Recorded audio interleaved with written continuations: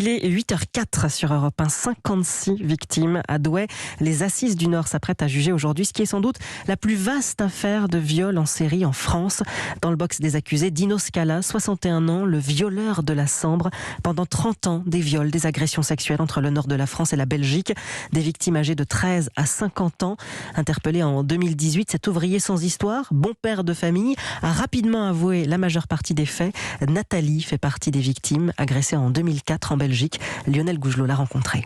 Comme toutes les victimes de Dino Scala, Nathalie a été agressée dans la pénombre d'un petit matin d'hiver sur une route isolée. Je partais au travail et puis j'ai entendu du bruit dans les fougères et puis il a couru derrière moi, il m'a attrapé par derrière et après il m'a entraîné dans un petit chemin et puis il a fait des attouchements. Sous la menace d'un couteau, l'homme tente de la violer. J'essaie de crier mais il n'y a pas de son qui sortait. Il m'a dit si tu cries, je te plante.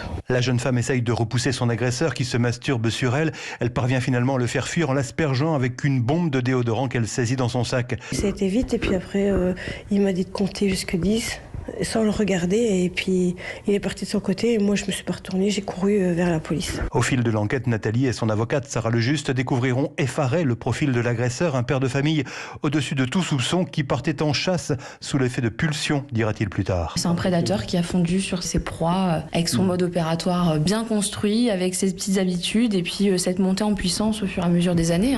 Quand on voit qu'il s'est permis d'agresser des personnes à 200 mètres d'un commissariat de police, on se demande ce qui pouvait l'arrêter à ce moment-là. Encore marquée psychologiquement, Nathalie angoisse à l'idée de croiser le regard de l'accusé à la cour d'assises, mais ne souhaite qu'une chose, qu'il soit pour toujours mis hors d'état de nuire. Lionel Gougelot, notre correspondant dans le Nord.